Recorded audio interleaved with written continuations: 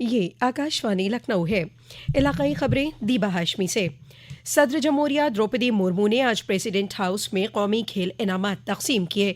Badminton खिलाड़ी चिराग शेट्टी और सात्विक साईराज रैंकी को मुल्क का सबसे बड़ा खेल एजाज मेजर ध्यानचंद खेल रत्न पुरस्कार से नवाजा गया। दरियासना 26 खिलाड़ियों को अर्जुन पुरस्कार दिए गए, जबकि 6 ट्रेनरों को द्रोणाचार्य एजाज से सरफराज किया गया। वजीर आला योगी आदित्यनाथ ने कल लखनऊ में एक आला सतही मीटिंग में उत्तर प्रदेश को $1 ट्रिलियन की मईशत बनाने के निशाने के अपडेशन के अमल का जायजा लिया। वजीर आला ने कहा कि गुज़िश्ता 6.5 सालों की कोशिशों से उत्तर प्रदेश की मईशत आज सबसे बेहतरीन हालात में है।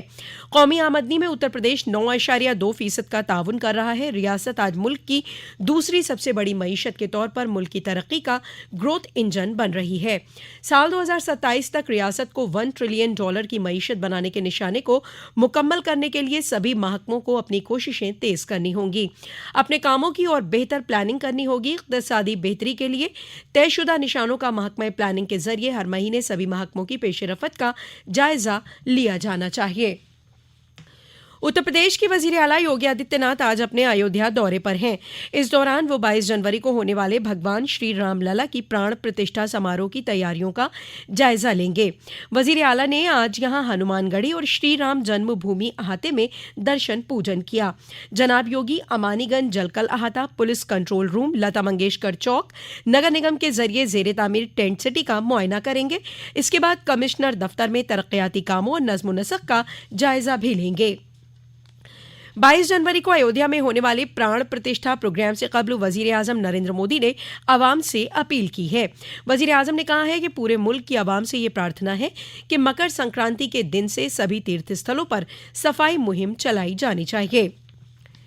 नव्य, भव्य और दिव्य अयोध्या बसाने की जानिब उत्तर प्रदेश हुकूमत मुसलसल कोशां है। योगी हुकूमत अब राम जन्मभूमि मंदिर समेत दीगर मकामात पर आने वाले सयाहों, अकीदतमंदों के लिए सभी तरह की बुनियादी सहूलियात मुहैया करा रही है।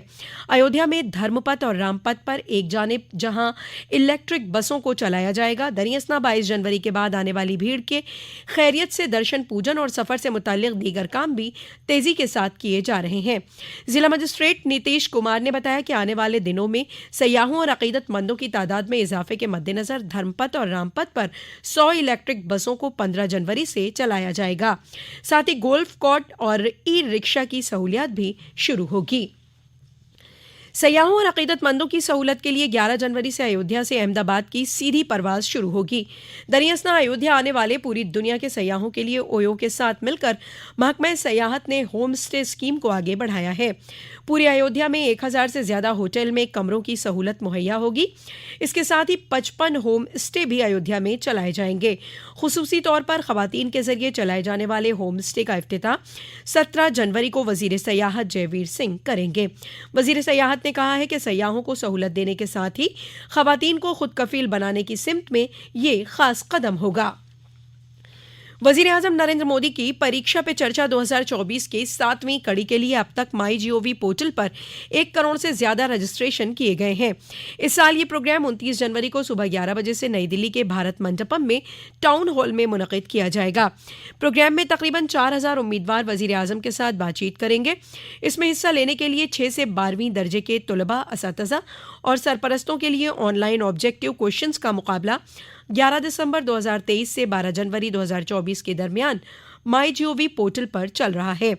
6 जनवरी तक 1 करोड़ 12 लाख से ज्यादा तुलबा, 9 लाख से ज्यादा असातिज़ा और तकरीबन 2.5 लाख सरपरस्त रजिस्ट्रेशन करा चुके हैं। रियासत में विकसित भारत संकल्प यात्रा का सिलसिला जारी है। संकल्प यात्रा का मकसद अवाम को मरकजी हुकूमत की पॉलिसियों की तई बेदार करने के साथ साथ मुख्तलिफ अवामी बहबूदी स्कीमों के अहल अफराद को मौके पर फ़ायदा मुहैया कराना है। इसी सिलसिले में विकसित भारत संकल्प यात्रा की वैन जिला जालौन तहसील पहुंची, जहां अवाम को हुकूमत की बहबूदी स्कीमों की जानकारी दी गई। साथ ही इस मौके पर मुख्तलिफ स्टॉलों के तवस्सुत से आयुष्मान भारत, बैंकिंग सखी और वजीर आजम उज्ज्वला स्कीम समेत दीगर बहबूदी स्कीमों की जानकारी के साथ साथ मौके पर ही फ़ायदा भी मुहैया कराया गया। गुज़िश्ता तकरीबन एक हफ्ते से पूरी रियासत सर्द लहर की चपेट में है। कल आवाम को धूप से थोड़ी राहत मिली। महकमा मौसमियात के मुताबिक आज दिन में फिर से मौसम बदलने की उम्मीद है। शाम या रात तक बारिश का सिलसिला शुरू होगा जो कल तक जारी रह सकता है। महकमा मौसमियात के मुताबिक इस दौरान तेज़ हवाएं चलेंगी जिससे ठंड में मज़ीद इजाफा होगा। इसी दौरान इजाफा शुदा ठंड के मद्देनज़र कई ज़िला में तातील का ऐलान भी कर दिया गया है। इसी के साथ आकाशवाणी लखनऊ से इलाकाई खबरों का ये बुलेटिन ख़त्म हुआ।